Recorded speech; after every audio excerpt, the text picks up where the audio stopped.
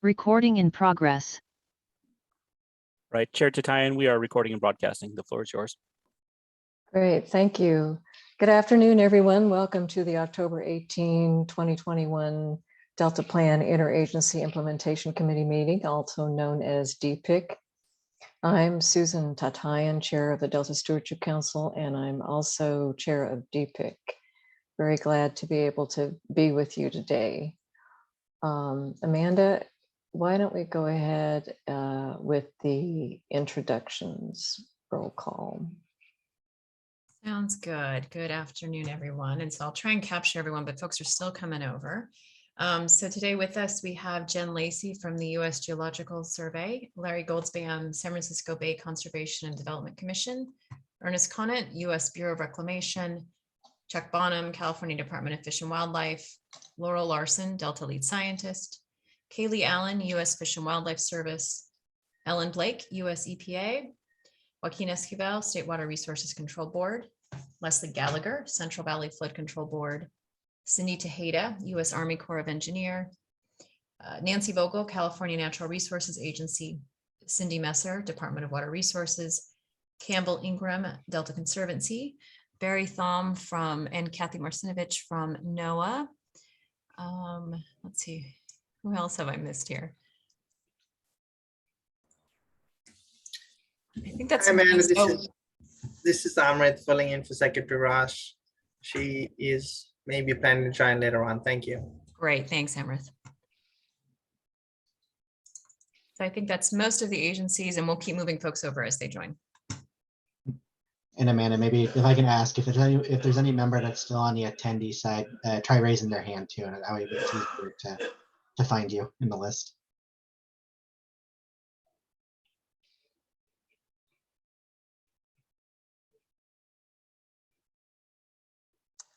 Okay, well, let's move on to, well, let me first do a little bit of housekeeping. If any member of the public is interested in providing public comment, please send an email blue card to the clerk at engage@deltacouncil.ca.gov, and be sure to note your name and the agenda item that you wish to comment on. Also, please note if you wish to speak or would like the clerk to read your comment for you, and please do this as soon as possible so that there's time for the clerk to send you a link and to the meeting. When called, the clerk will unmute you or read your comment if requested.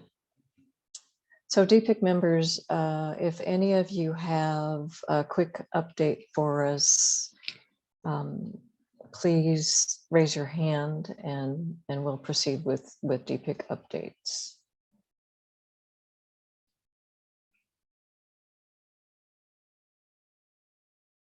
I am unable to see everybody on the screen, so I'm hoping Brandon or Amanda can let me know what if you see any hands raised. I don't see any hands raised currently. Okay, thank you. And DPIIC members, are there any comments on the July 2021 DPIIC meeting summary?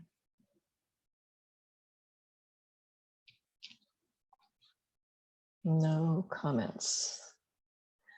Hearing none, let's move on to agenda item 2, ecosystem-based management during drought. Just to quickly preface this panel, I want to share with you a tidbit I read in the Atlantic magazine just the other night, that it was on June 23, 1988, in groundbreaking testimony to the US Senate, that James Hansen, the head of climate science at NASA, told the Senate that global warming had begun. And the New York Times headline read, "Sharp cut in burning of fossil fuel is urged to battle shift in climate change." That was 1988. Maybe Joaquin was born, I don't know. But in 2018, several climate scientists declared that much of what James Hansen predicted with his quote unquote crude model was right. And so here we are today, And I just want to emphasize that we cannot use the phrase, if I knew now what I knew then, because we knew it then. We've known since 1988 that climate change is with us, and yet somehow our institutions are moving slowly toward managing the risk of climate change. We have made good progress. We have much more work to do, and we need to accelerate the pace of our progress. So with that, I'll introduce our panel members, and the moderator for our panel today is the chair of the State Water Resources Control Board, Joaquin Esquivel. Panel members are Ernest Conant, the Regional Director of Mid-Pacific Region for the U.S. Bureau of Reclamation, Chuck Bonham, the Director of the California Department of Fish and Wildlife, and Maurice Hall, the Vice President of Ecosystems and Water at the Environmental Defense Fund. And keep in mind during the panel presentations today that we really want to get to the heart of what we are doing well, where we do need to improve, and how we can better incorporate ecosystem-based management practices and get away from emergency room crisis management to a long-term thinking, strategic risk management. With that, I'll hand it over to Joaquin Esquivel. Thank you, Chair Tanya. I really appreciate you continuing to pull us together here, these convenings between state and federal agencies and local agencies as well, and all the external stakeholders and communities that are impacted by the decisions we all make, but also importantly, the leadership that we have the opportunity to demonstrate is appreciated. And I just want to thank as well then in that vein, certainly Ernest Conant here, Chuck Bonham, and Maurice Hall for participating in this panel. When the chair first approached and asked if I might moderate and help pull together a discussion, I thought it was definitely a timely opportunity. To your point, we need to get away from an emergency room approach or a crisis approach to the challenges we have, even as we have to manage those crises and challenges here in this year and coming into a difficult water year. But we have opportunities. I think that we are here at inflection points, if you will, where we can really begin to see emerging some consensus around the way we better connect the activities in our watersheds and here, importantly, their impacts in the Delta, but really looking out throughout the watershed in a more integrative approach. When we talk about ecosystem-based management, I think one of the more important words in there is systems. And it's really a systems approach that we need to better understand. And here, for the sake of our own decision-making, but also because the opportunities to do better by multiple outcomes is certainly there if we get a little more sophisticated and use tools that aren't just emergency room approach, but allow us to get to what are really what I see as common decision support tools that better integrate data in a way that inform our decision making and truly approach ecosystems with the systems that we have control over in a way that is specific and data driven. And so again, just want to really just thank the panel here and just offer that additional gloss and thank the chair for her remarks at the start of this discussion. With that, I think we can kick it over to Ernest Conant, our partner here at the federal government. And I want to acknowledge and thank Tanya Trujillo for her offer to be on the panel. I know she is actually dealing with really critical drought issues today in helping staff, I believe the vice president. I know she is out having high-level meetings with our federal counterparts to discuss drought, of which ecosystem impacts are one of the many things we're having to manage here. So I know your time is very valuable, Mr. Conant, and and you're dealing with a lot West-wide. So thank you, and we kick it over to you to lead in the panel discussion.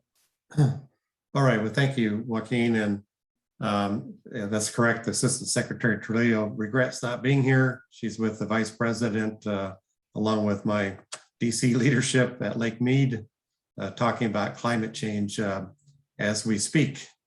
So you get the third string with me. The Assistant Secretary does oversee, Assistant Secretary of Water and Science does oversee reclamation and USGS. So I want to acknowledge Mike Tugrowski, who's the Delta Science Coordinator for USGS. And as you all know, a lot of our agencies rely upon USGS for conducting a number of monitoring and scientific programs that feed into this overall system and this overall process. But just a few kind of introductory comments. So drought conditions in the West, as you all know, have worsened.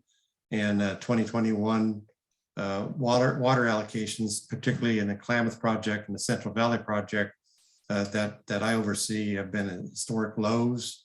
To prepare for droughts, Reclamation has been investing in basin plans, structured decision-making, collaborative forums, and advancing monitoring. And as reported in the 2021 DPIIC annual funding report, in 2020, the federal and state agencies funded approximately $128 million in Bay Delta monitoring and other activities. The majority of that coming from DWR and Reclamation, and most of those dollars coming from our respective water service contractors.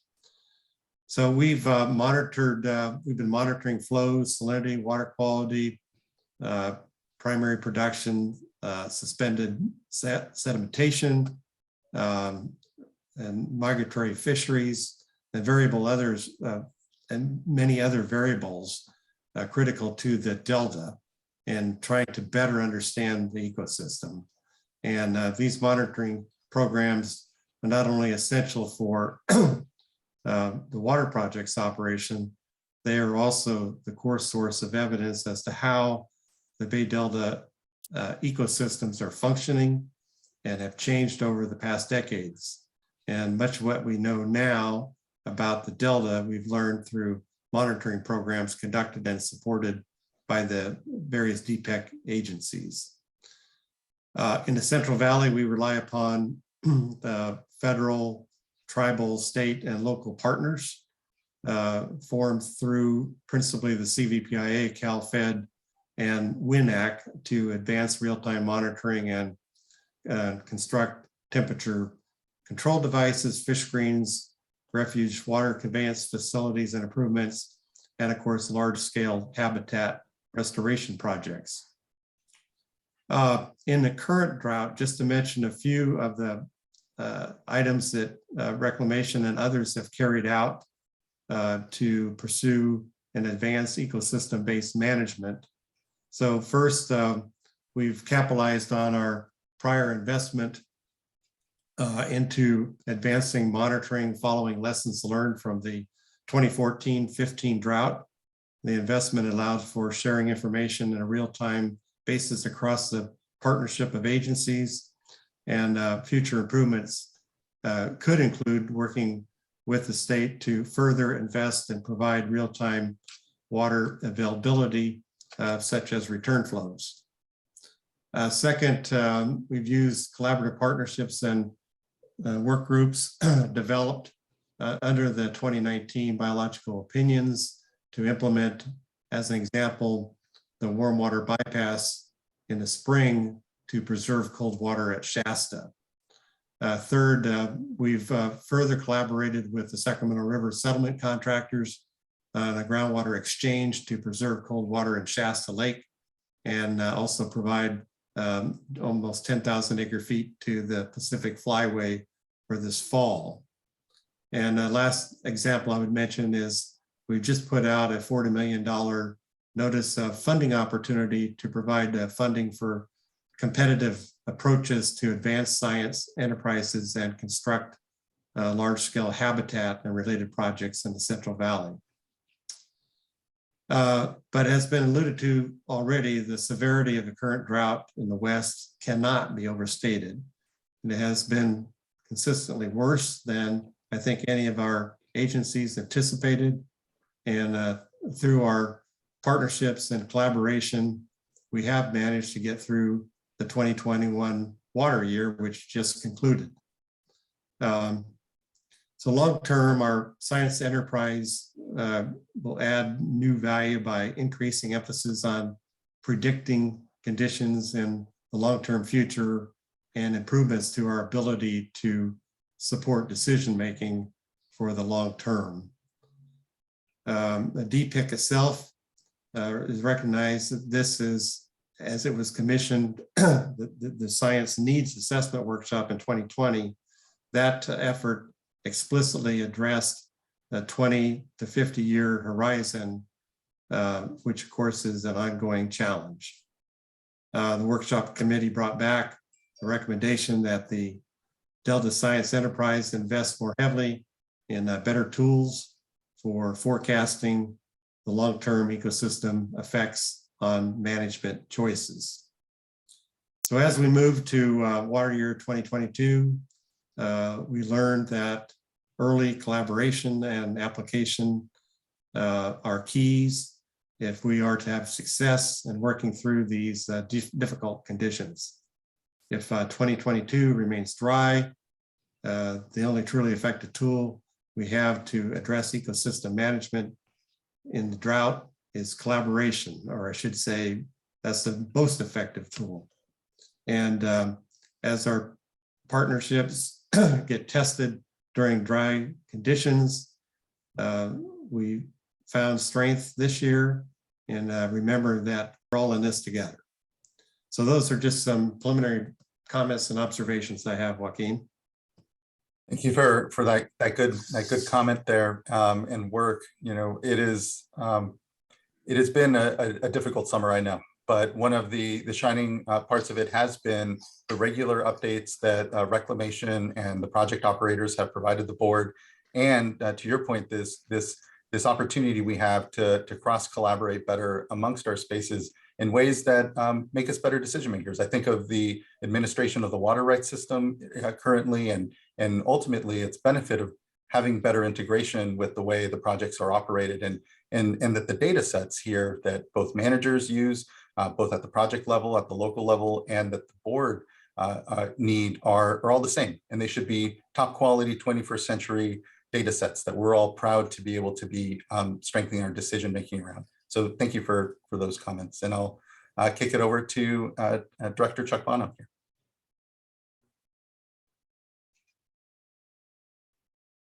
Great, thank you, Chair. Ernest, it's nice to see you.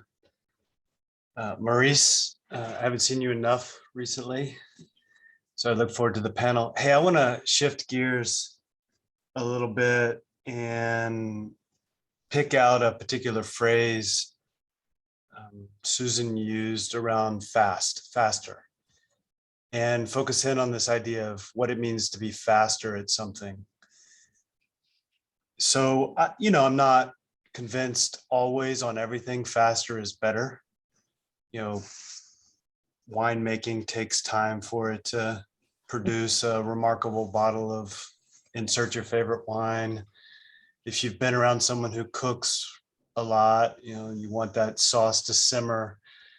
But I do think in the context of restoration, many of us in the agency world, most of us in the nonprofit conservation world often look at each other, scratch our heads, and ask, why does it take so long to do something that's a project designed to produce a benefit? So that's what I want to take a few minutes on and focus about, kind of using our department as an example. And I'll be looking at a report we actually had to submit to the state legislature in October of this year called Cutting the Green Tape. And many of you have been involved in an effort led by Secretary Crowfoot that started back in December of 2019. And at the agency level produced a report in November of 2020 called Cutting Green Tape, Regulatory Efficiencies for a Resilient Environment. And within that document, there were 14 specific recommendations. What I want to give the audience here a flavor of it are the things our department's been doing, both internal and with many of you, to accelerate our ability to permit restoration projects. So some of this is usable in the Delta. Much of this is across the state.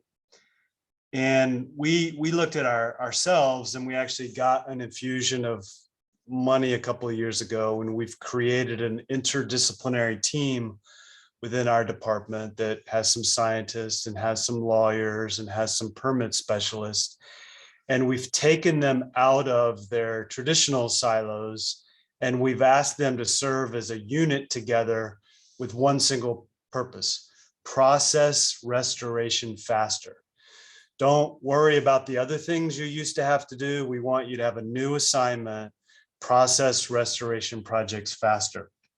So that's led us into some interesting discoveries in our own department. And I bet they mimic some of the things many of you are going through in your own spaces.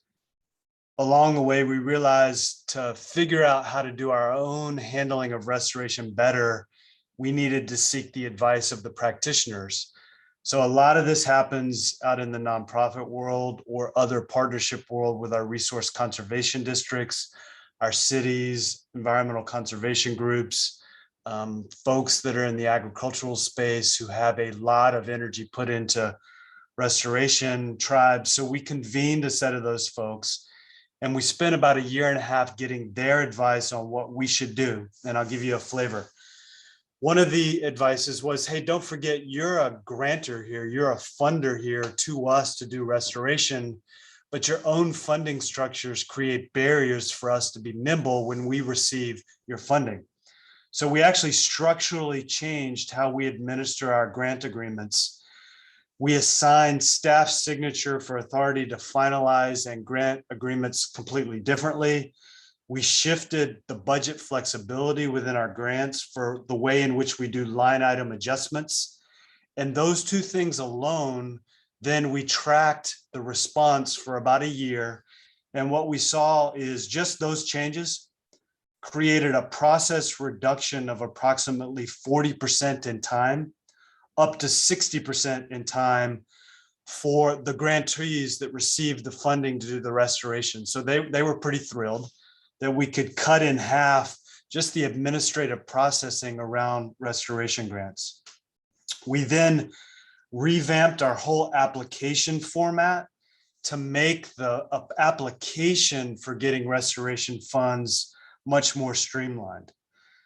On top of that, we took a look at some of our own places where a lot of energy is overlapping, and we've picked certain parts of the state where we can integrate with local government, conservation groups, and we can tailor our restoration, our funding into watersheds to see if we can produce an exponentially bigger impact by aligning all of our energies.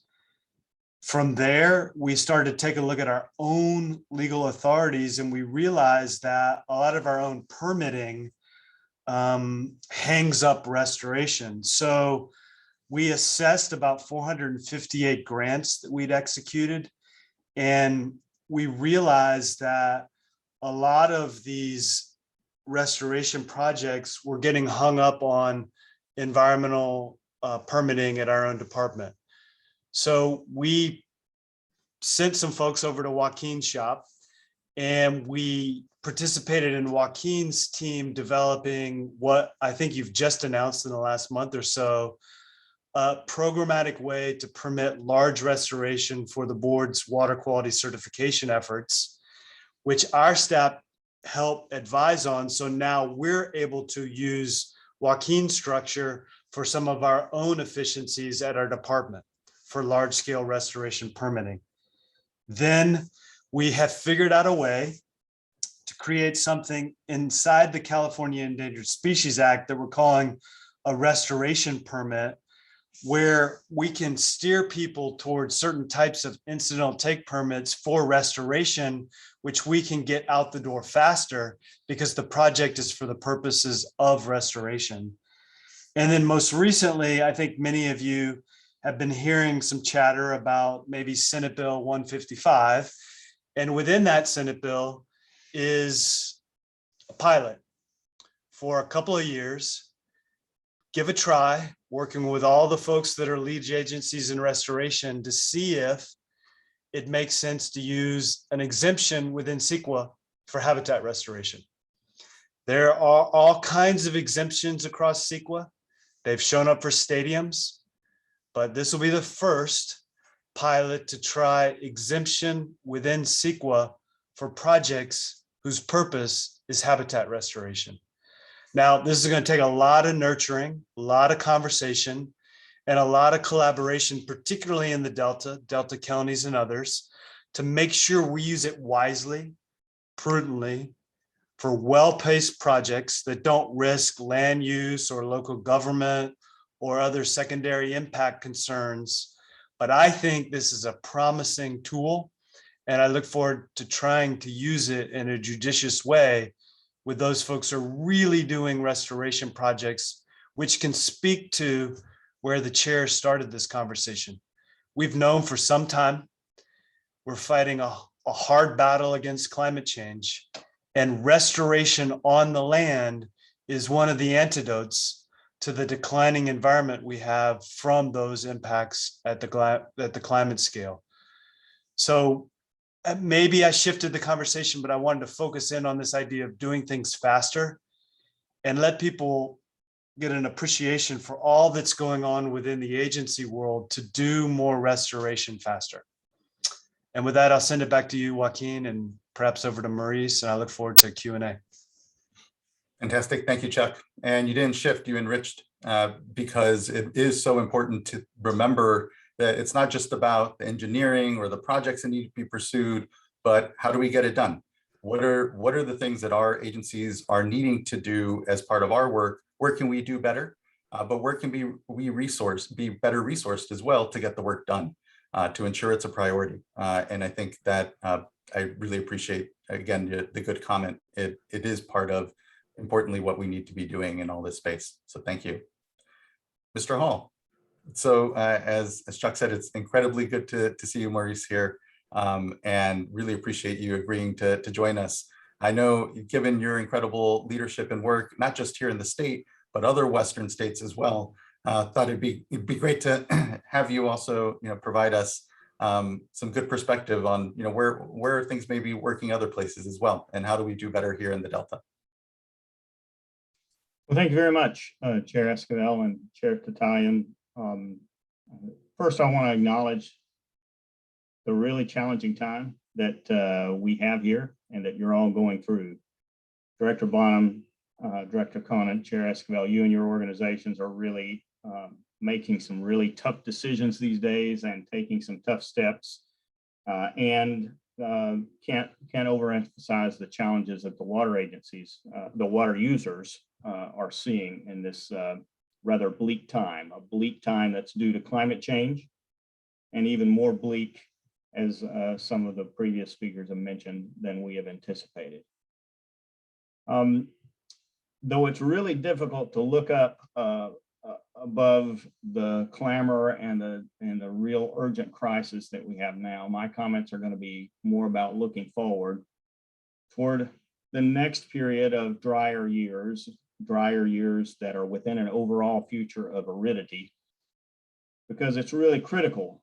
It's really critically important that we begin taking actions now and take actions through those wetter, hopefully wetter years and the intervening years, so that we're not in the same situation and as we are this year, and that we have a wider variety of options and a wider variety of tools to deploy when those more tough times come again, which they absolutely will. I believe we have to take this ecosystem-based approach. The current system really isn't working, and we're working in a new era where the expectations of the past really can't be depended on the way we've tended to do in the past for helping us steer a future. Now, reflecting on this hope and the intent of ecosystem-based management, the intent that the Delta Plan really envisions, how do we realize that vision and possibility? We've taken some notable steps. I'm really pleased to hear things that Director Conant and Director Bonham were talking about. But frankly, the situation we find ourselves in this drought tells us vividly that we haven't done enough. So we have to move faster. We have to get ahead of climate change and to a point where we're establishing conditions that allow species to recover, as opposed to keeping them on life support just a little bit longer. So what is it needed to make this ecosystem-based approach happen on the scale that it's needed? And I propose that it really needs a whole enterprise around it, an enterprise of collective and aligned actions, the types of things that Director Conant mentioned. I was especially pleased to hear of the groundwater project that they've executed with the settlement contractors, but that type of thing has to happen over and over again. And to illustrate it, I'm going to look at perhaps, I'm going to suggest perhaps a surprising example and look toward the cities of Southern California. Now in Southern California, we're pushing what, 25, 30 million people. It's hard to keep up. But the Metropolitan Water District and their member agencies have literally hundreds of employees, consultants, and attorneys that get up every day working on ways to reduce their water supply risk going forward. And they've been doing this for decades. They're thinking about, how do we diversify our water sources? How do we work with our neighbors to share risk? How do we do collaborative projects? How do we prevent that water supply crisis from happening to our cities and our ratepayers? And this is quite an enterprise. And we have similar enterprises of different sizes for reducing those supply risk for the Bay Area, for Sacramento, San Diego, Fresno, the list goes on for those cities. I think we need to turn that same type of focused energy toward ecosystems and build a similar enterprise of aligned resources and actions to provide the needs of ecosystems. Now, I'm sure many of you are saying that's a really big lift. We have no chance, it's just too much, but I don't really think that's the case. And a couple of specific things help to relieve the size of that challenge. The first is that the state of California, its citizens, have reaffirmed time and time again through ballot measures, investments of billions in bonds, that healthy rivers and streams are important to them. And the recent administrations, including the Newsom administration, has consistently made it a priority. Second piece of good news is that we already have a really healthy community of inventive and willing participants. We turn to those municipal agencies and the irrigation agencies that have been doing this for their own uses. They're very willing participants, and they have a huge source of ingenuity and inventiveness. And then there's the farmers across the Central Valley, very inventive group of people that are looking to solve problems. That's what they do every day. The dedicated staff in the state, and a whole active, engaged NGO and active academic community.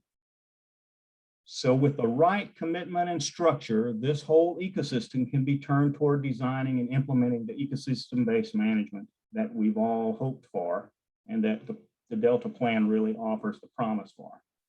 So I want to propose just a couple of key elements that are needed to begin to build that structure. One, we need some entity to spearhead this effort, and the entity needs to be established with a charge and authority and the resources to lead and organize this enterprise, thinking about it like East Bay Mud thinks about their water supply in the future. How do we secure the water assets that we need, acquire water from willing sellers, perhaps, engage with other water users in cooperative projects to store water in groundwater banks, etc. Basically, we need to do something for the ecosystem needs and the supply risk that MWD and other municipal agencies have done for their beneficiaries, their ratepayers. So that we need someone, an ecosystem manager, perhaps it's a trustee, as PPIC uses the word, to plan ahead for the ecosystem needs and supply risk, and to organize this enterprise with the willing participants around it, like Director Conant's staff, like Director Bonham's staff, to build that huge enterprise that we need to reduce the water supply risk, so that next time in an ultra dry year, following an ultra dry year, we have a range of options to deploy, and we have a bit more breathing room for those ecosystems. Thank you. Thank you, Mr. Hall. I appreciate that. I have a couple of questions, and then we can also field questions that others may have. And I can start off, I think, for me,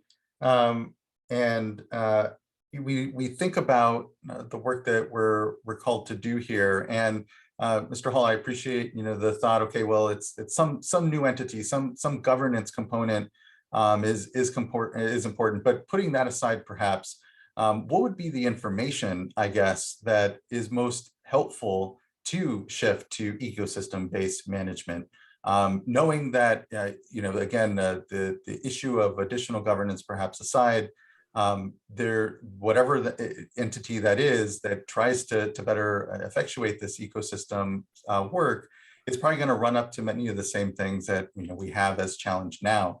So just kind of wondering, what is the information? And here, I think, hearing Director Conant's points, there is, I think, specific projects underway that get to maybe where this missing information is. It makes us better be the better decision makers here. But I guess, trying to focus again on information, what is it that we might, that entity or ourselves still yet here might better need to have ecosystem based restoration? Is it a better understanding of floodplain and groundwater interconnectivity? Is it what are the data points maybe? And I'll see whoever wants to answer first. So I'm happy to make an initial comment and then look for input from others. But I think really one important thing to keep in mind is that we have enough information to head in the right direction. And as we head in that direction, we're going to need to continue to inform our process and our moves as we move forward. We really can't, it takes a while to accumulate the detailed information that you need to execute a whole program, but we actually can't wait and spend another 4 years or another 5 years collecting a bunch of information. But we have information about ecosystem function that allows us to begin heading in the right direction. Part of the problem is that we are spending lots of energy trying to position ourselves to avoid litigation or to respond to the inevitable litigation with the assumption that that's going to be part of what we do. And so setting up an arrangement so that we can move forward with some of those no regrets steps without waiting for the perfect information, but with a confidence that we are going to be able to adjust as we learn more, is the mode of operation that we have to have. Thank you, Maurice. Chuck. Yeah, so the delta is this paradox, right? It's maybe one of the most heavily studied places on the globe, but there are still these major things we don't understand. Notwithstanding that paradox, sign me up with Maurice. I don't think we need more information as the way to solve, our lack of going to scale. What I am really curious about, and just staying in the habitat restoration space, knowing for some, individualized projects create conflict and concern. But what I think is lacking is some type of air traffic controller. If you look at all the entities on this phone call, it's a dozen perhaps, each of whom is pushing financing out the door for projects, all of whom want to do projects, what does the totality of our effort look like if you mapped it, if you thought about it in the context of where climate is going, and then if we were able to do it with an awareness of what Ernest is trying to achieve with a project, what I'm trying to achieve, how it fits with how it may fit with David Guy and some of their projects, and we could see it across the entire landscape. I think that'd be an interesting next improvement for us in the restoration community. So Yeah, I it's think it's not more information as it's like synthesis and integration of all the efforts. I think that's right. And you look at, say, similar efforts on the federal side around transportation infrastructure investments, and what you get are dashboards. And I know the Delta Stewardship Council has an ecosystem, I believe, dashboard and dashboards here for some projects. But I think it's, again, important to remember it's not just the legal Delta, we well know, and it is the entire ecosystem. When we talk about ecosystem management here, includes the activities on the Sacramento and the San Joaquin, and how then even the tributaries, which the Salmonids all experience here, are better integrated across that landscape. So I agree with you wholly there on the information point. Ernest, did you have anything that you want to add? Oh, you're on mute. Apologies. Sorry about that. I'll just mention, one of the challenges I think each of our agencies have is we have our own authorities under which, particularly when it comes to funding projects, and certain ways we have to do things, and some kind of a coordinator, as Maurice was suggesting, maybe is helpful. And to some degree, we already do that. But that is obviously one of the challenges we have, and we all have to work within those confines. And as Chuck was indicating, he's made a concerted effort to figure out what the real constraints are in his organization, and then try to find a new way to work around it and get things done in a faster manner. I would just also note that an example of what we're doing is, we are working with Cal Department of Fish and Wildlife to modernize our network with USGS on nutrients and primary production of algae to better coordinate that effort. That's just an example of some of the things that we could and should be doing. Yeah, thank you for that. Harmful algal blooms and their increased incidents and occurrences, and particularly in communities, how we model out what we can be anticipating given climate change, and how throughout the landscape we start to tackle that is a real good point and flag. I appreciate that, Ernest. Maurice, please. Yeah, I'll just a couple more comments. I think, one, certainly don't want to be accused of not wanting more information. We feel as if putting together the information we need to develop good water balances, to incentivize the right practices, to measure our performance is absolutely key. I'd be remiss if I didn't mention that this coming Thursday, a platform that we have worked with NASA and the Desert Research Institute to develop, called OpenET, which provides through a web interface information about the evapotranspiration losses from irrigated areas and other landscapes, will be launching publicly. I do think that the process of incorporating that information into the decision making, and starting that, as I was saying earlier, and doing it along the way, as opposed to waiting until we get into crunch time, is going to be key. So I think following through on what Director Bonham's talking about their organization is doing there, and making sure that we do that as a routine moving forward, and we begin to unlock those possibilities in advance. And to Ernest, your comment about the restrictions, it takes time to loosen some of those restrictions and change them. But if we have a concerted effort with different stakeholders wanting to push that, we can go as far as having Congress change things if the right people are agreeing on it. Thank you so much. And I just want to acknowledge and thank you for your leadership and EDF's leadership in that Open ET project. I would be remiss if I didn't bring up, of course, that our Delta Water Master, Michael George, has been working hand in hand with the water user community around what are the potentials to use that as a better decision-making tool for everyone involved, but have a lower cost ability to get at what is a real thorny challenge, which is water usage in the Delta, given the variability of siphon pumps and the cost.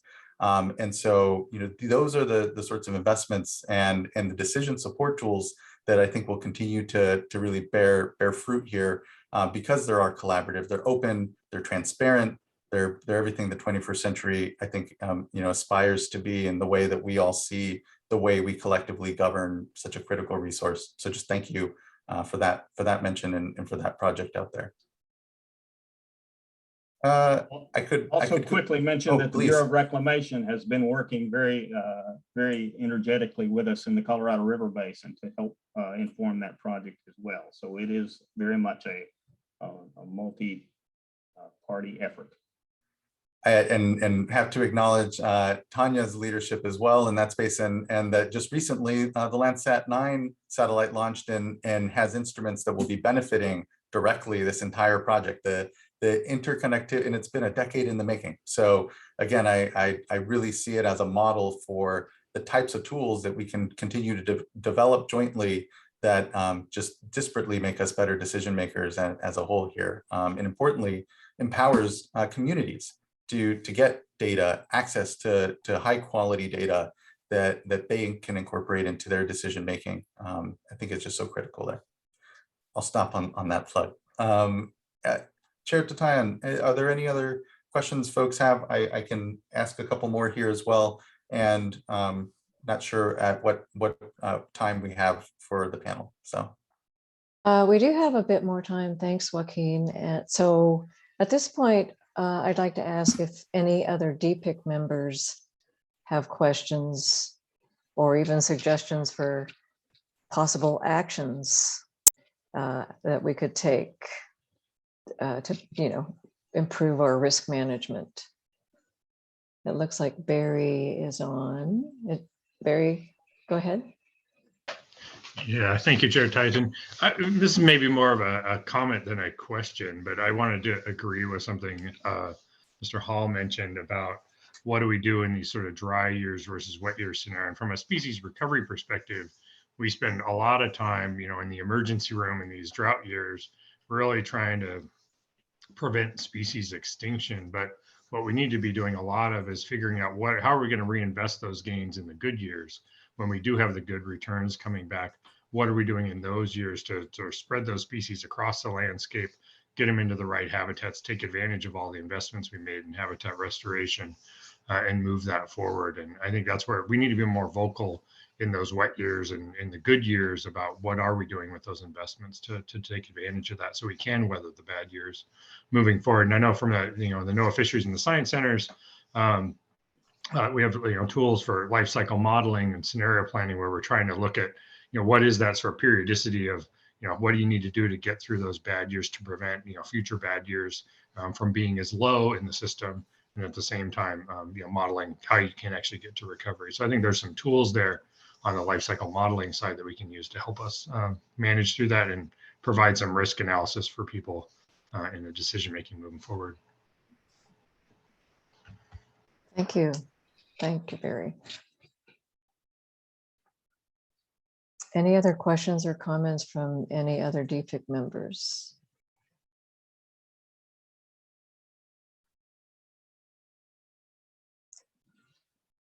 Well, not seeing any hand raised. I do have a question for any and all of you, including Joaquin. This enterprise, this concerted, focused enterprise,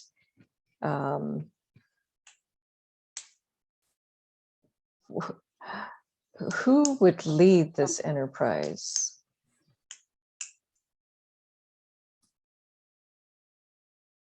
If we could take all the DPIIC members, all the DPIIC agencies, given what Ernest said about each of our authorities, And given all the work that Chuck, you and your organization have done already to examine how you could adjust the way you work, I think we would have to do that sort of examination and adjustment in all the DPIIC agencies.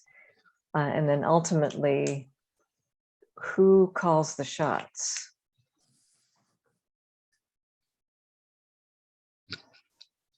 Maurice? So I'll offer some thoughts. I think just looking at the members of DPIIC suggests that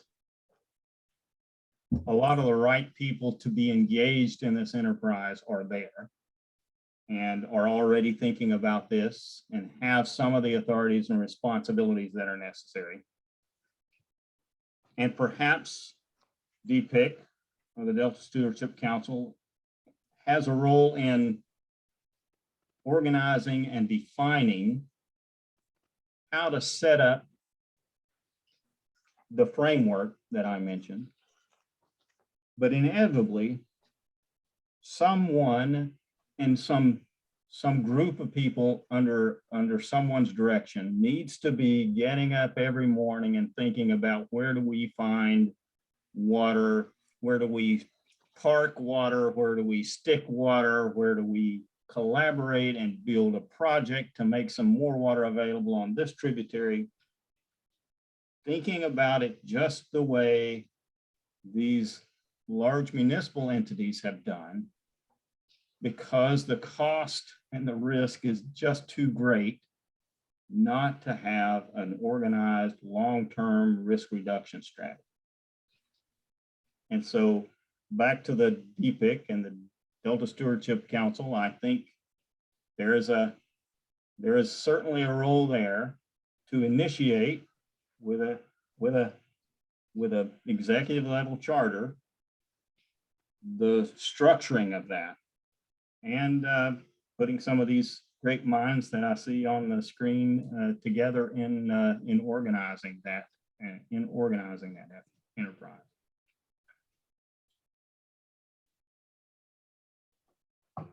Thanks, Maurice.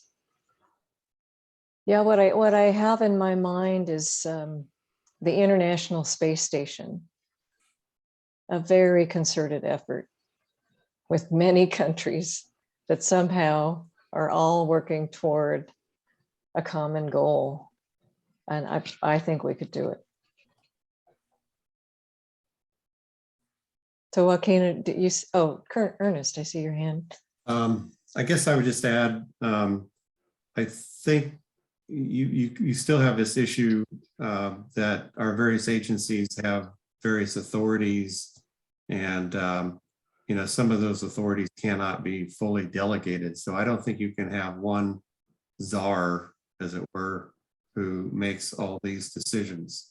But what we probably can do, and I don't have any specific proposal, and we do this to some degree already, there's a lot of collaboration that goes on between our staffs. As an example, trying to sort out what projects different agencies are working on and try to stay out of each other's way and complement each other's activities. That already goes on to a large degree. I mean, maybe there's some merit in kind of a director or deputy director level more formalized process, particularly as it relates to habitat programs and other similar programs. But I don't think you can ever, because Chuck has certain authorities and with respect to funds that have been allocated to him by the legislature. And similarly, I have certain limitations and authorities as delegated by Congress. So the best we can do, I think, is maybe further collaborate on making sure that we do those in a harmonious, that we execute those projects in a harmonious manner, which I think we already do again, but maybe that can be further formalized. Yeah, I'll just, I'll say not unlike perhaps with the information discussion where it's less about needing new information or here new governance. It's really a commitment and a better understanding here amongst us what the common outcomes really are that we're best driving toward. What are the metrics? And then allowing our agencies to then align therefrom. I will say I'm sometimes concerned that we would not unlike in this sort of, we still need more information in order to do well, leave off, put off action because we're still waiting for some ideal governance to rear itself where, I think it's, and again, absent some real work with the legislatures, we're all left with the complex, messy sort of landscape we have with our authorities as they exist. And I don't think that needs, I wouldn't want that to be in of itself the challenge that we can't somehow overcome to do what's best in these extraordinary circumstances.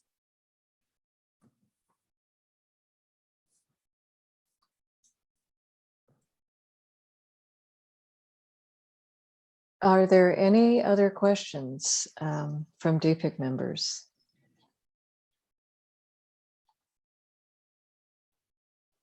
Okay, and is there any public comment on this agenda item? Yes, Chair Tanya, there are two. The first of which is from Deidre Day. Thank you. This is Deirdre Desjardins with California Water Research. And I wanted to urge the agency members to consider doing more tabletop scenario planning. In particular, I was in the California Water and Environmental Modeling Forum, and I asked DWR's modelers if they'd been modeling what to do if this turns into a 6-year drought, and they indicated that they hadn't. And I think that that's entirely foreseeable scenario. I think it should happen, and Calcium 3 would be a good tool to do that.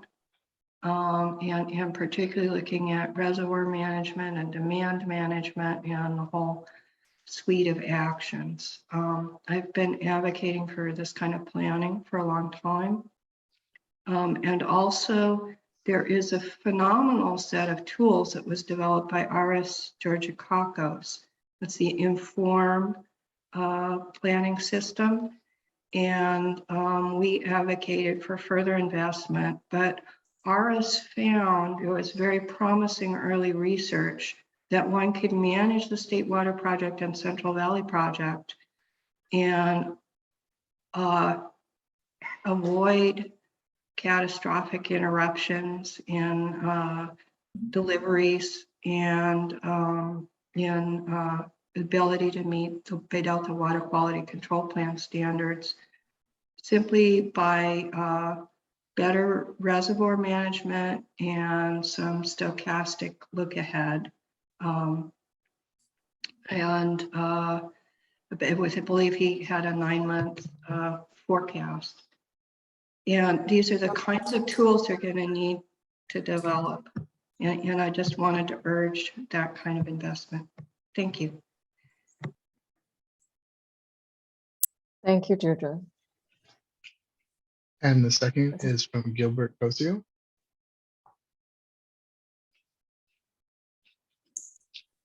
Thank you. My name is Gilbert Cosio with MBK Engineers. We're reclamation district engineers for about 40% of the entire Delta. And we also represent the North Delta Water Agency and the Central Valley Flood Control Association. I really appreciate this discussion. It's really opening my eyes to all the different agencies that are involved in DPIIC. One thing I wanted to mention, we're talking about ecosystem during a drought, and most of my work has to do with flood control, and by its very nature, being at the bottom of both the Sacramento and San Joaquin system, anything you do in the Delta impacts flood control. One of the things we're concerned about is just not working with the flood control agencies enough when some of this ecosystem restoration takes place. And an example is, there's a lot of good planning going on in the Yolo bypass. We represent all the levee districts on the west side of the bypass. And our concern is that these levees, at least since the 86 flood, when the bypass was really fully taxed, meaning its design flows, it was apparent that the levees have some deficiencies in them. The Corps of Engineers studied that throughout the 90s. Very few projects became available because of the benefit cost ratio. So we're a little bit concerned when we talk about CEQA exemptions for projects that are being placed in an area where we've already got problems. And I'm not saying they're bad projects. I just think that the problems that are out there would be nice to get fixed because they are federal projects, local sponsors, the state, and some of the deficiencies they have are pretty apparent. In 86, we had one levee overtop that is supposed to have 6 feet of freeboard. All the levees on the bypass had water seeping through them, which is not supposed to happen. And then one levee actually got outflanked. It wasn't built far enough north to actually capture all the water in the bypass.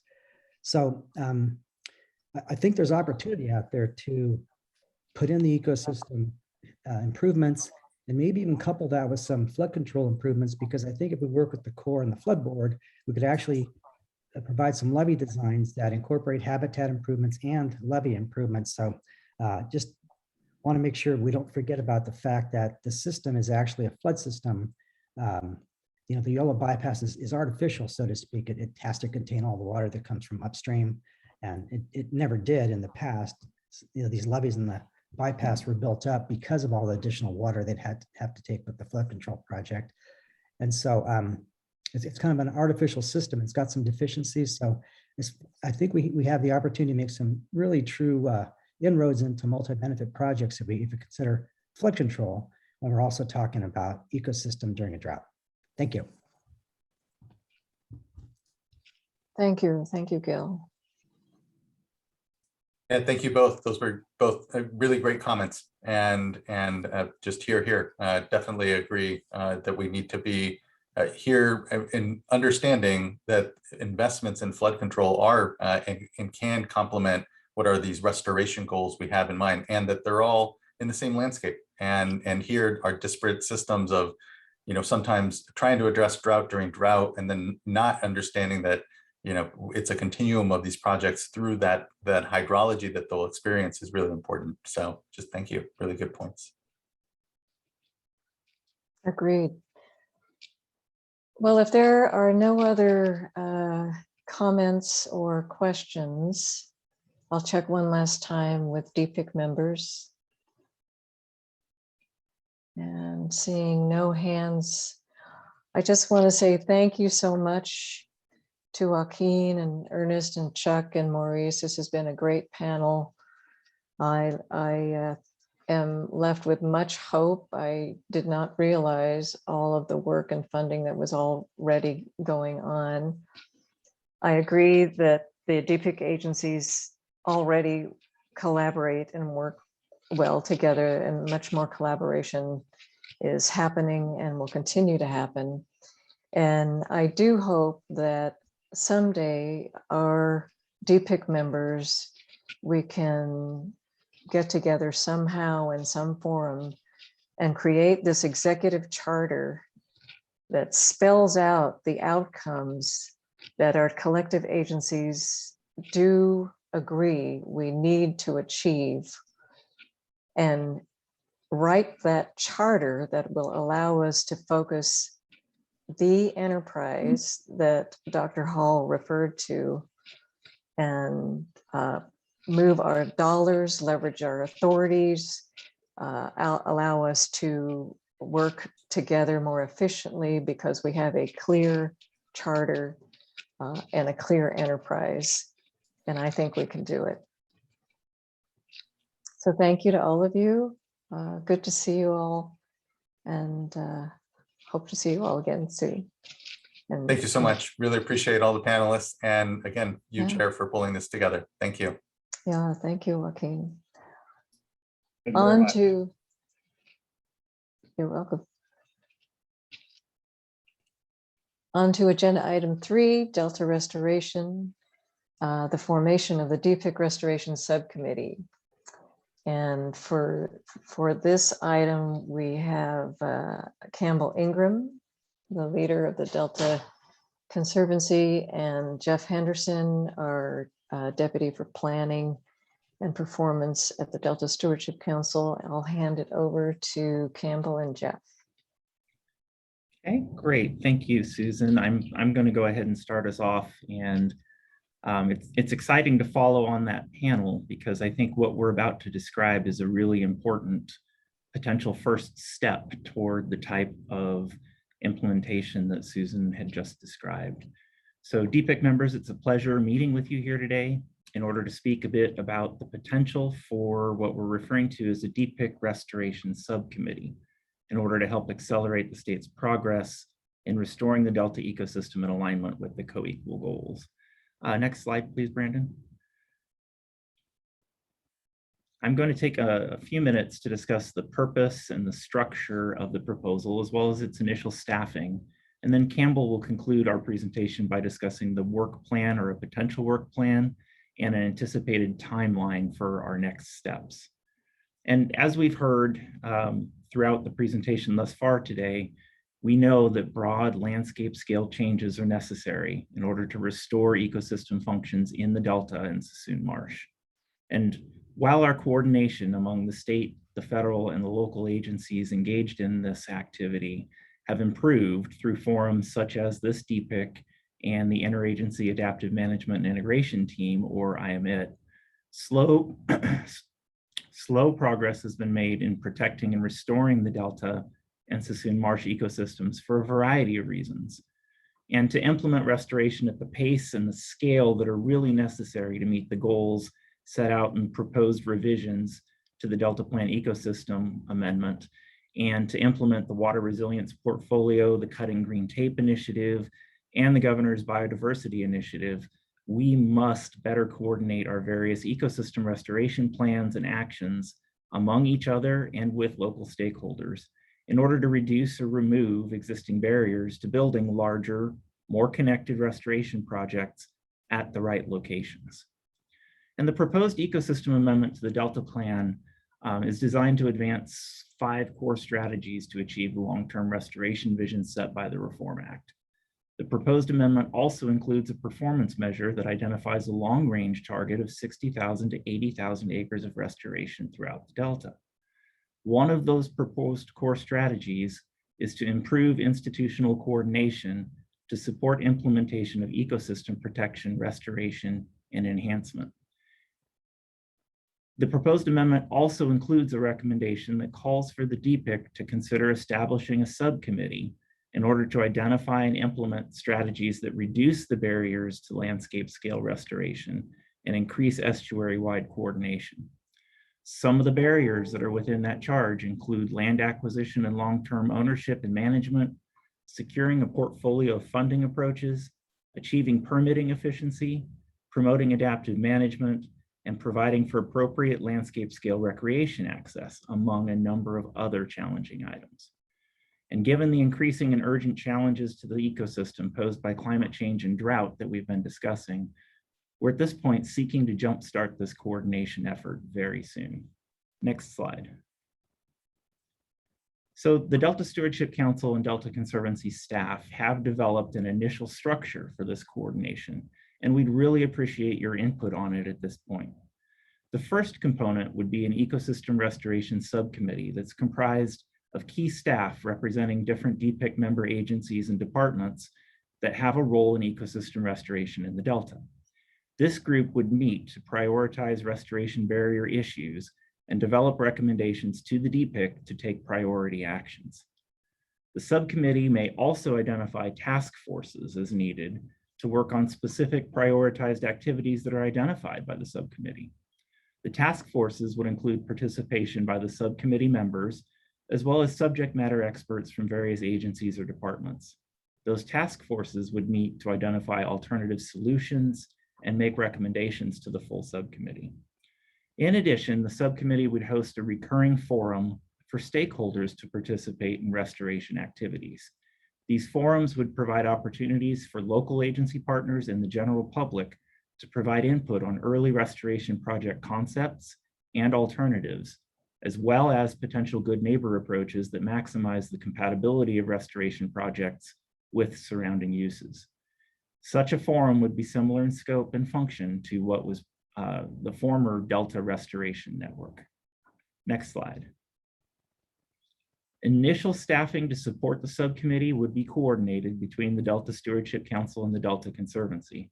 However, if the DPIIC chooses to move forward with the subcommittee, we would also be seeking key staff from participating agencies to participate in initial startup meetings, followed by quarterly or biannual gatherings.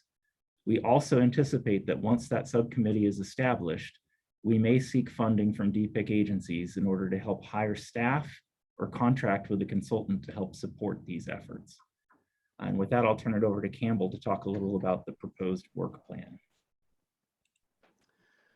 Great. Good afternoon, everyone. Good to be here with you all. And like Jeff, I agree that it's really exciting to be chatting about this right after our last session, because I think this is, the Restoration Subcommittee is very much like what I think we were talking about, although somewhat slightly more narrowly focused, mostly just on restoration, but certainly sort of a model for how we might be able to all come together and interact in a more effective way. So the work plan initially that we've thought about really focuses on three particular areas. The first is really identifying gaps and in knowledge of our restoration opportunities. I think this is long overdue, where all of the agencies get together and share more openly all the restoration that we're doing and where we see opportunities to have to coordinate and do more restoration. The second area is really to integrate the efforts, our efforts with the Delta Landscape Scenario Planning tool. I believe you all are aware that the San Francisco Estuary Institute has developed this tool, and it's now available. It's an open source tool that really allows us to look across a myriad of criteria and better understand how and where and why we ought to do restoration, and do that collectively just to improve our overall planning for restoration in the Delta. And the third effort really is to try to assess and understand where others in our system or our nearby systems are actually reducing barriers to restoration. And here a good example that we've talked about in the past is the BRIT that's come out of the Bay Area, where the agencies that have permitting authority have figured out a way to work together to streamline or even just better coordinate all of the permitting and the timing of permitting to get projects moving through more quickly. So next slide, please, Brennan. So the timeline, we're anxious to get this kicked off. We think it adds huge value. So this coming winter, we would like to have an initial subcommittee meeting to talk about the structure and everything that we've already talked about that this subcommittee could do. At that meeting, we would talk also about whether or not this would be a biannual meeting or a quarterly meeting. Personally, I'm a fan of quarterly. I think that our discussion has tended towards the need for us all to come together and increase the pace and scale of what we do. And I think a quarterly meeting is probably appropriate for that. And then in the spring, we'd like to have that first open forum. And again, as Jeff said, this is really the opportunity for the Delta community, the practitioners that do restoration, as well as the agencies, to come together and share more broadly about early concepts and then restoration opportunities. There's a huge advantage in having that more broad conversation. And I think, as we all have heard through the years, the Delta community feels that they would like to engage in that conversation much earlier in the process so that their input has more effect on how projects move forward. So that's the timeline and how we're hoping to kick it off. And so we would very much like to hear your feedback on the process and the timeline. And Jeff and I are happy to answer any questions that you have at this point.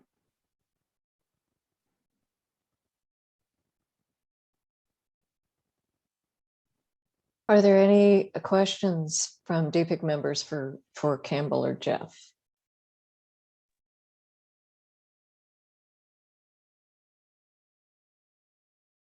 I don't see any hands raised. Maybe I'll pose a question then. Is it from the perspective of the DPIIC members, are you comfortable with us moving forward and charging ahead with this and kicking it off early next year?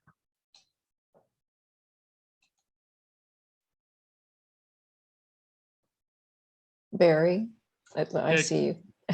Yeah, I'll respond. I think we're supportive, but we've been engaged, I think, in some of the initial work to pull some of this together, and I think we'll keep our staff engaged. And I think it has some value. I think if you can take a, sort of have a holistic approach of how we're looking at the restoration, and instead of sort of piecemeal and pulling things together, and keeping that movement, and like the earlier panel discussion, trying to move restoration along quicker is a goal of all of us trying to do this, and by coordinating some of this work through the committee, it might help in that. Thank you, Barry. And one of the benefits of this restoration subcommittee that I see possible is the air traffic controller function that Chuck Bonham referred to earlier. Although it's narrower in scope, at least this subcommittee could start piecing together that overall map of all the different restoration efforts that are going on in all the different agencies. Allow us to have a big picture overview of where there are synergies and where there might be some conflicting or potentially conflicting outcomes given restoration efforts. So I think this is a good time to start the subcommittee. I know that the DPIIC members, we do not necessarily vote on items, but if there are no objections, I think we'll ask DPIIC, we'll ask Campbell and Jeff to move ahead and recruit the decision makers and managers necessary to get the subcommittee charter written and get moving on the initial focus. So if there are no objections, seeing no hands raised, I think that Campbell and Jeff, you have DPIIC endorsement to move ahead. Thank you. Yeah, great. Thanks a lot. But we look forward to working on this and keeping you informed and working with your staff to make this a reality. Yeah. So when may we have the air traffic control map? The big picture. No pressure. I think Jeff and I are each waiting for each other to answer that question. So I think there's certainly a framework developed for the sort of the charter of this group, and I think at that first meeting, that's something that we would review and get feedback on, and then try to finalize. So I think by the next DPIIC meeting, we can certainly provide an update about where we are, and then get more feedback at that point too. Great. Thank you both. Are there any public comments on this item? Yes, Chair Tanya and Deidre would like to add a comment. Thank you. I wanted to urge the DPIIC members to think about how they might incorporate peer review into this effort. There was a CalFed ecosystem restoration scientific review board, and it stopped meeting years ago. The chair at that time, Jeff Mount, did write a letter protesting that it stopped meeting. I think it's a very beneficial. The current independent science board might also be of assistance. I also wanted to point out, I do have concerns about sea level rise and spending large amounts of money on restoration areas that could be inundated by sea level rise.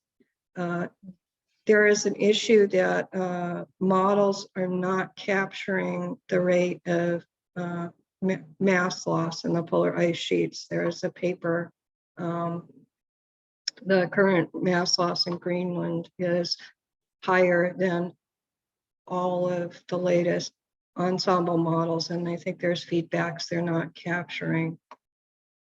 So this is a very real concern going forward, and it's one thing that would benefit the program is to have some consultation with climate scientists. Thank you. Well, thank you, Deirdre. Yes, two very good points. And I do think it would be good. I think the stakeholder meetings that are planned would be an opportunity, but also the additional scientific peer review is a good idea. And Jeff, if I'm correct, the ecosystem amendment, chapter 4 of the Delta plan that we're amending is accounting for restoration in the right places, in the right scale, and considering sea level rise. Is that correct?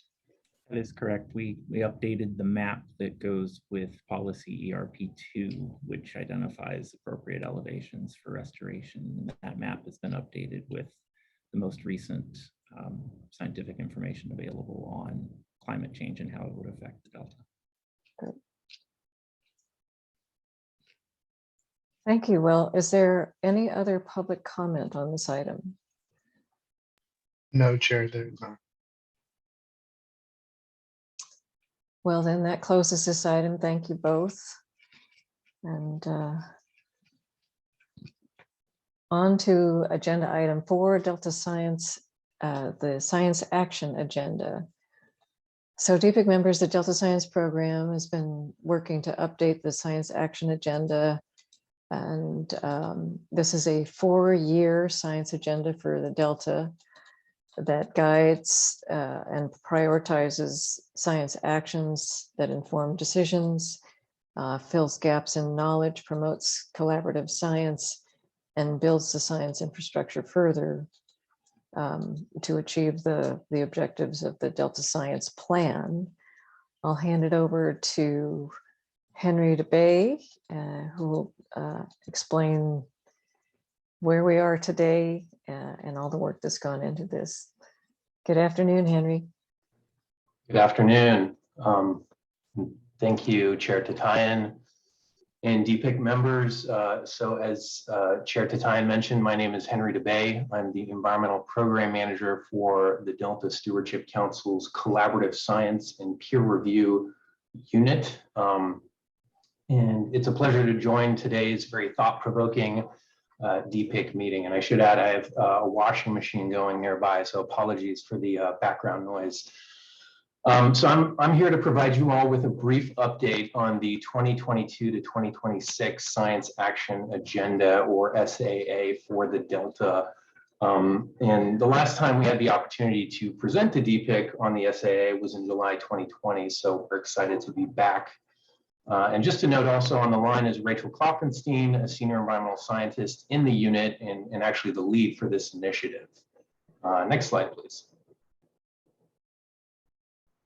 So first, just a quick reminder on what the Science Action Agenda is and why you should care about it. So as its name suggests, the SAA is a collaboratively developed agenda that prioritizes and aligns science actions to address management needs in the Delta.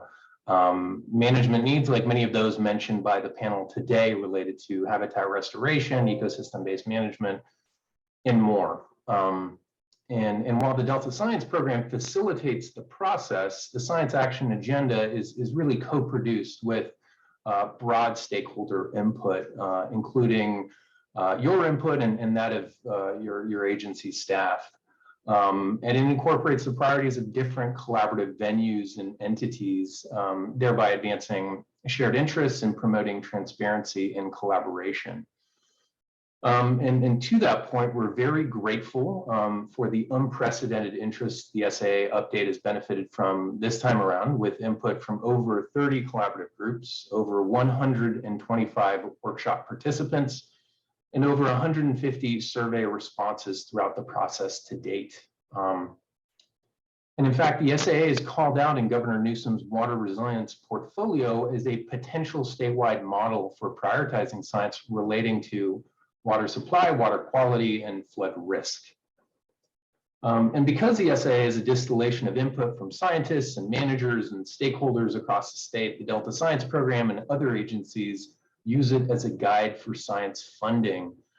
In fact, the 2017 to 2021 Science Action Agenda has been used by the U.S. Bureau of Reclamation, the California Department of Fish and Wildlife, and the state water contractors to allocate over $35 million for research projects and fellowships over the last 5 years. Next slide, please. So for the 2022 to 2026 Science Action Agenda update, the document and process has been organized into 3 hierarchical components as shown by the pyramid diagram here to ensure that science actions are grounded in a management context. And I should say public input and review was or continues to be central to this whole process. So the components of the SAA are 1, management needs at the top of this pyramid, and they are the broadest component. And we've landed on 6 management needs, and I'll say a bit more about that shortly. 2, below we have management questions, which offer slightly more resolution on key management issues across the Delta and broader estuary. Through public outreach and input, we landed on 65 management questions. This middle tier is actually a new addition to this process and emanates from a DPIIC working group recommendation. And central to all of this are the science actions themselves at the base of this pyramid, of which we prioritize 25 based on public input for funding in the near term. We also had so many good suggestions for science actions that we're preserving 75 of them in the appendix of the document. And for this group, and just based on the time available, I'd like to quickly give you a flavor of the management needs and the science actions. So the top tier and the bottom tier. Next slide, please. So again, with the help of public input, the management needs we've landed on broadly relate to, and I won't read this in its entirety, but they broadly relate to enhancing coordination of large-scale efforts across the system. They relate to monitoring, model integration, and forecasting, as well as multi-benefit approaches to managing the Delta as a socio-ecological system. 4, building and integrating knowledge on human behavior and processes. 5, acquiring new knowledge and synthesizing existing knowledge to support species recovery. And 6, assessing and anticipating the impacts of climate change. Next slide, please. And the accompanying science actions that are responsive to the management needs I just mentioned, as well as the management questions, which unfortunately we don't have time to get into. And these science actions focus on broadly on improving, assessing, or synthesizing aspects related to forecasting and monitoring, contaminants, socio-ecological systems, invasive species, climate change in the Delta. And to give you an even more specific sense of some of these science actions, we've added 3 here, and they relate to evaluating social and ecological trade-offs of drought management actions, developing a framework for forecasting harmful algal blooms, and last but not least, developing a long-term data collection and monitoring strategy for human communities in the Delta. Next slide, please. So in terms of next steps, the draft science action agenda will be available for review starting in mid-November, and we invite DPIIC agencies to weigh in. The review period will last until mid-January. Then the Delta Science Program will incorporate edits and prepare the final science action agenda. We, of course, invite DPIIC agencies to assist in implementing the science actions identified in the SAA. And with that speed round, I thank DPIIC members for your time and welcome any questions. Thanks. Thank you, Henry. Are there any questions from DPIIC members?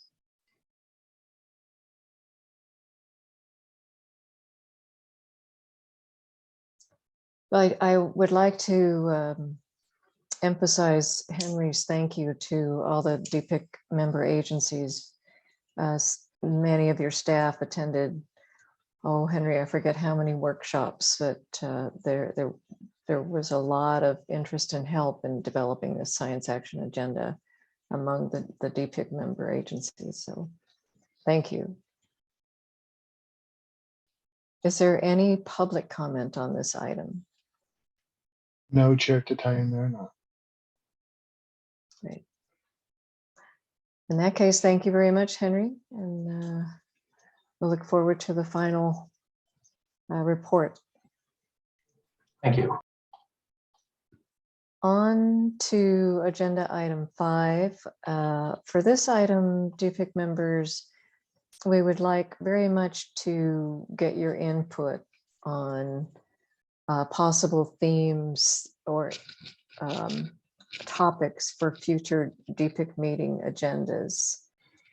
So since I think October or maybe March of 2020, we've had a theme of ecosystem-based management to help develop the topics for each DPIIC meeting agenda. And I'd like to hear your thoughts on a possible theme or two for the next year of DPIIC meetings.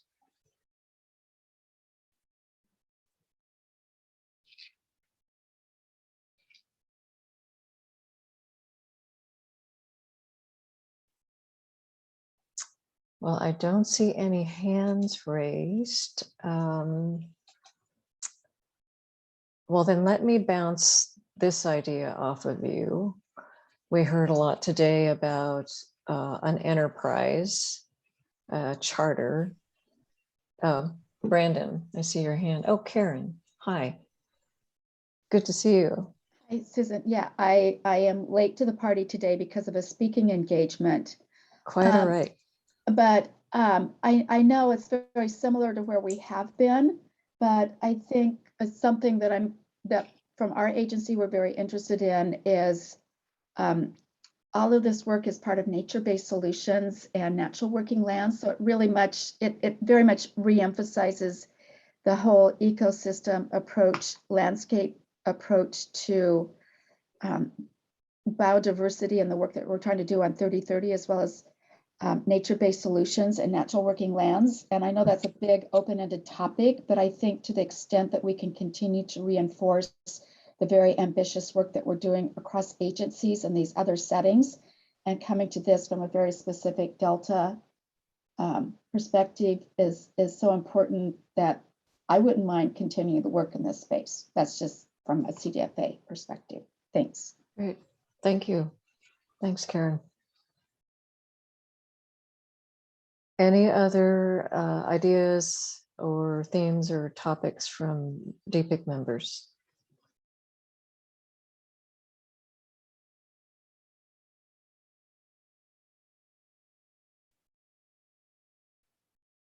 Well, a couple of suggestions I have are along with what Karen just suggested, which is in line with the whole concept of risk management and getting ahead of the curve on preparing long-term for extreme events.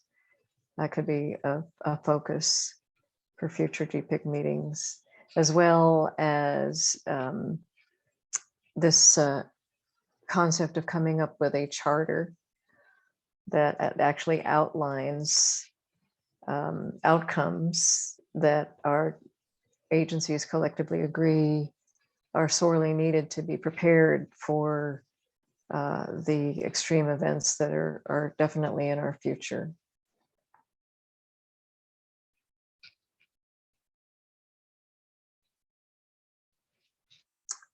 Well, if there are no other suggestions for topics or themes for future DPIIC meetings, I think we can bring this meeting to a close. Is there any public comment in general before we close out the meeting? Yes, Chair Tatayan, Deidre would like to add one last comment. Okay. Thank you, Deirdre. Desjardins from California Water Research. I did send a letter to the DPIIC members about the Delta Independent Science Board funding crisis in fiscal year 2020 to 21. As you know, 2 decades ago, California agencies joined federal agencies in signing the CalFed Record of Decision, which committed to a world-class Delta science program. And a key part of that commitment was to establish an independent science board to provide oversight and peer review of the overall program. In 2009, the California legislature established the Delta Independent Science Board as a replacement for the CalFed Independent Science Board. Unfortunately, last year, contracts which had paid the Delta Independent Science Board at professional scientific rates were terminated. It was eventually replaced with $100 per diem. For fiscal year 2020 to 21, the board worked under a 90% reduction in compensation, and the board's work was crippled as a result, in the words of one of the ISB members. Fortunately, the governor has signed SB 821, and the Stewardship Council is preparing, as in my understanding, they're preparing new contracts. But this is an issue for the Science Board. They did have 6 new members come on. One of the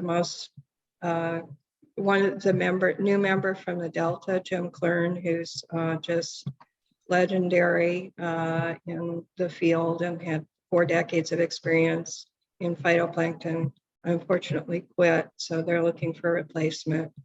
But we're hoping all of this, there is a broad coalition of stakeholders that came together that I helped facilitate that strongly supports the Independent Science Board. And we hope that they will get up to speed and be part of this, be part of the reviewing the science action agenda and providing input, and particularly in this era of rapid climate change. So thank you. Thank you, Deirdre. Yes, many of us are very glad that SB 821 was signed. So DPIIC members, we do not have a date yet for our next DPIIC meeting. It will be early in 2022. And if you have any thoughts or ideas for that DPIIC meeting in the meantime, please feel free to contact me or Amanda and let us know. Thank you all for being here today and participating. I really appreciate your time and attention. And we'll see you next time. Thank you, Susan. Thanks. Bye. Bye.